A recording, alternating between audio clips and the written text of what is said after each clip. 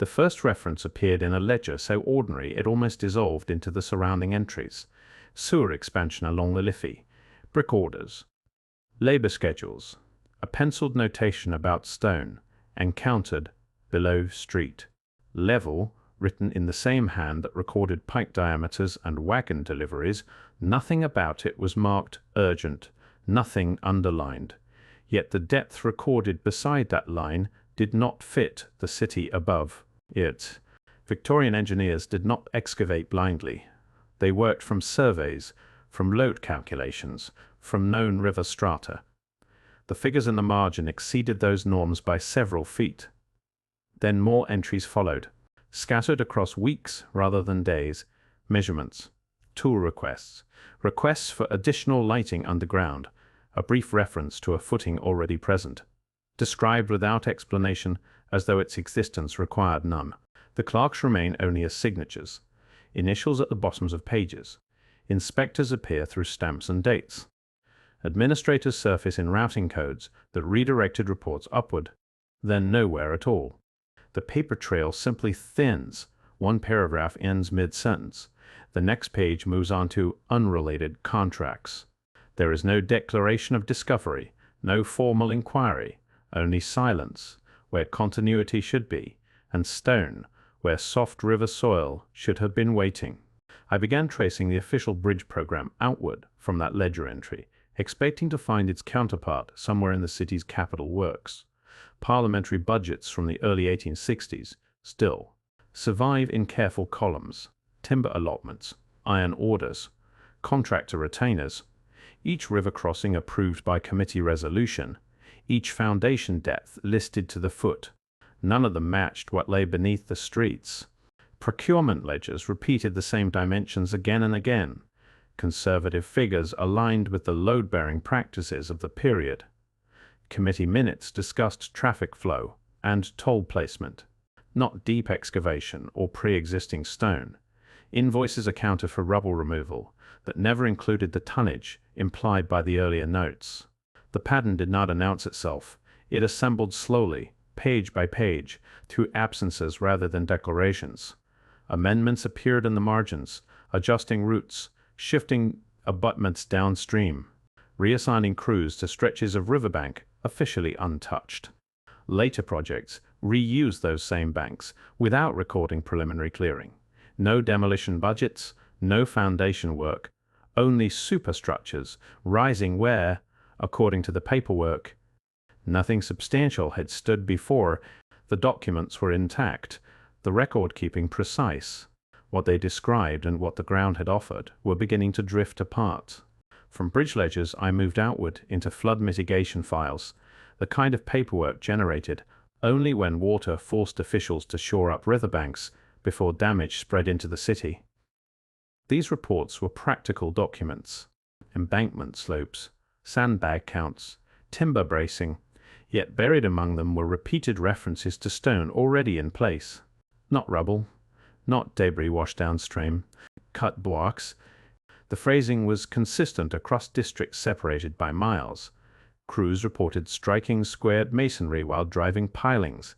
Inspectors annotated delays caused by hard obstruction, then listed dimensions that exceeded anything required.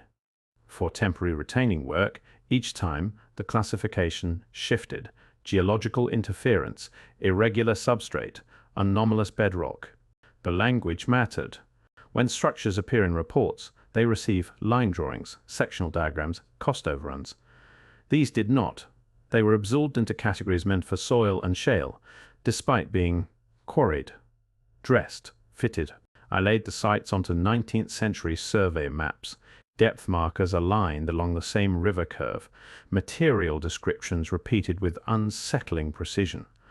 Granite in one district, limestone upstream, mortar traces noted, then dismissed. Coincidence thinned into pattern.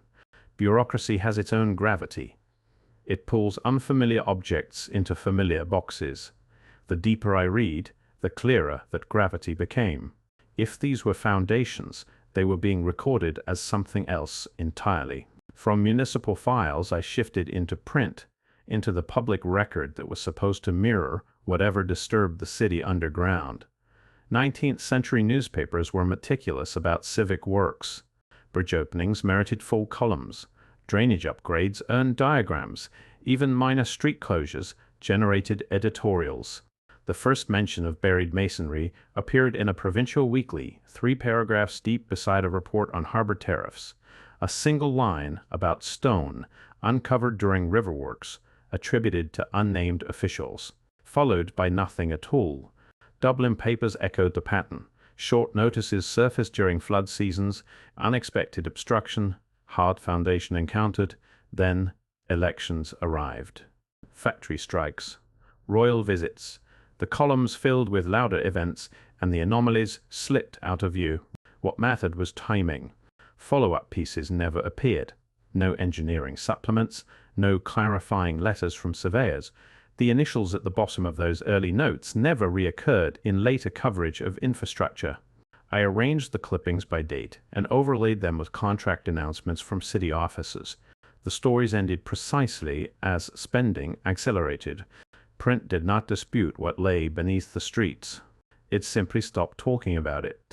To understand whether Dublin's buried stone could be reconciled with contemporary practice, I turned to the manuals engineers relied on in the middle decades of the 19th century. Treatises on bridge construction circulated widely through Britain and Ireland, dense with tables, sectional drawings, and formulas governing load distribution across riverbeds of varying composition. They were cautious documents. Foundation depths were calculated to the inch. Masonry blocks were sized for economy as much as strength. Mortar recipes emphasized speed of cure, resistance to frost, predictable failure modes. Redundancy existed, but only where water velocity or unstable sediment demanded it. None of them described what the Dublin records implied. The footings noted beneath the streets exceeded recommended widths by multiples. Stone courses were listed as layered far below scour lines that the manuals treated as theoretical extremes. Mortar residues, mentioned by inspectors, suggested compositions closer to permanent hydraulic mixes than the temporary binding agents favored during rapid urban expansion. I compiled the comparisons line by line, specification against specification, depth against depth. The manuals did not forbid such construction. They simply never required it. Later bridges, erected decades afterward and credited to different firms, revealed the same oversized substructures when renovations exposed their bases, the same thicknesses, the same redundancies, as though designers had inherited something already in place, as though the textbooks had arrived after the ground had been prepared. Once Dublin's files refused to resolve themselves, I stopped treating the city as an isolated case. Ports generated paperwork with an intensity rivaling any capital. Cargo tonnage, dock extensions, river dredging, bridge reinforcement along shipping corridors that connected Britain and Ireland into a single commercial system. Liverpool's Harbour Board minutes preserved the same careful accounting. Dublin favoured.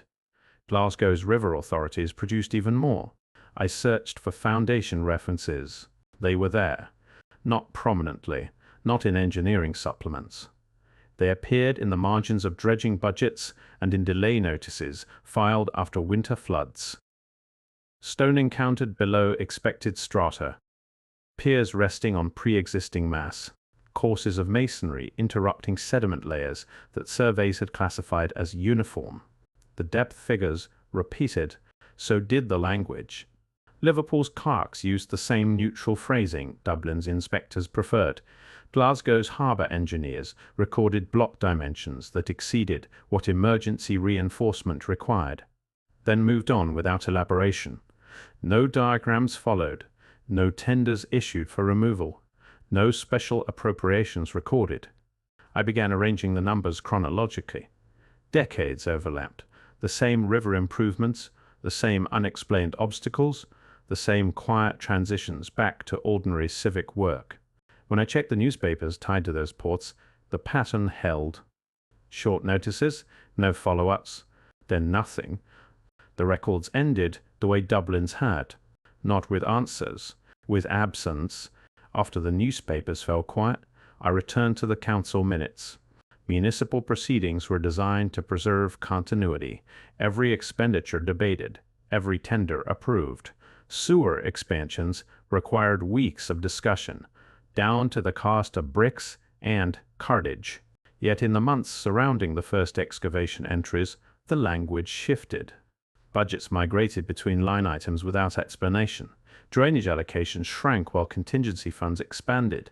Contractors were replaced mid-project, recorded only as reassignments for efficiency. The phrasing repeated so often it began to feel mechanical. Dates lined up. A dig suspended along the Liffey, a new engineer appointed 2 weeks later. The following meeting summarized 3 months of work in a single paragraph. Then the pages thinned. Technical appendices disappeared from the bound volumes. Earlier minutes attached diagrams, soil profiles, labor rosters. The replacement reports contained none of that. They offered conclusions without measurements, outcomes without process. Signatures remained. The handwriting changed. When I plotted the substitutions against the stalled excavation sites, the overlap tightened.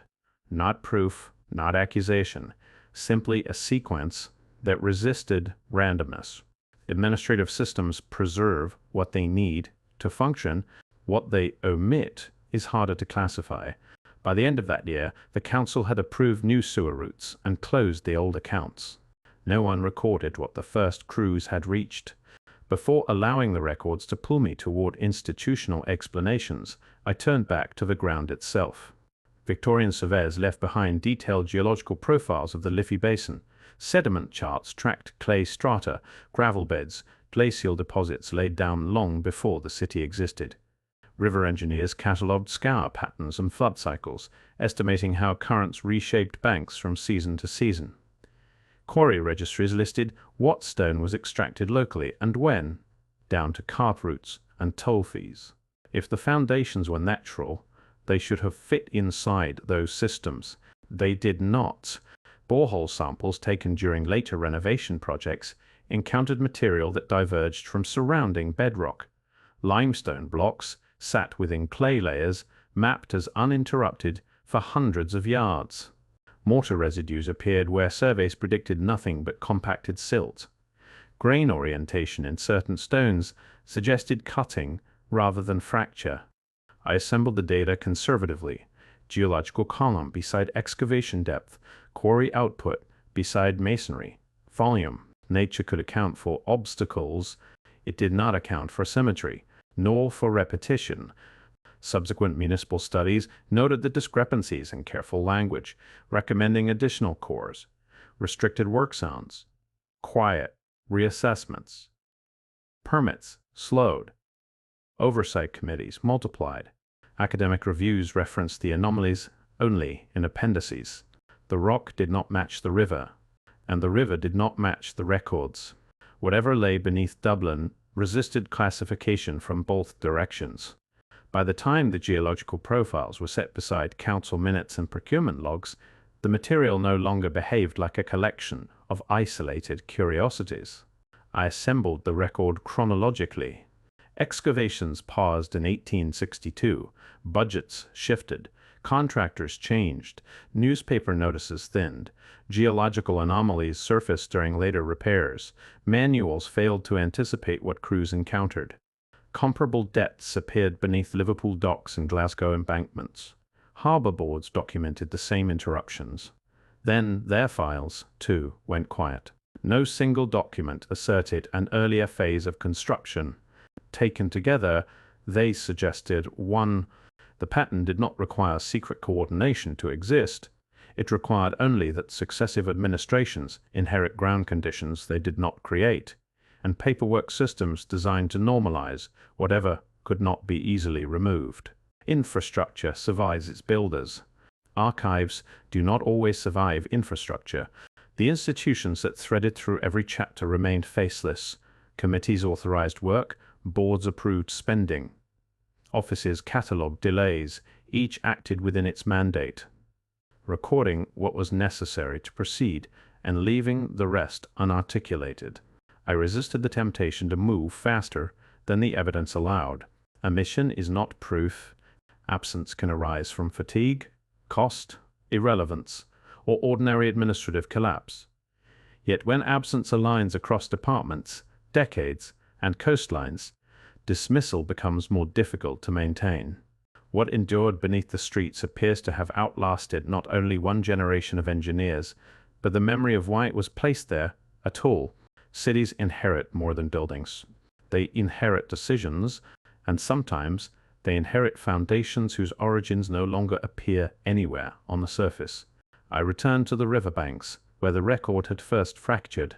The Liffey moved as it always had, indifferent to 19th century memoranda or modern surveys, flowing past quays that had been rebuilt, reinforced, widened, and resurfaced so many times that their own chronology had become layered rather than linear.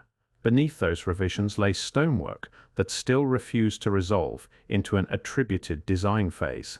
What remained was not an answer, but a structure. The cut blocks persisted where silt should have accumulated.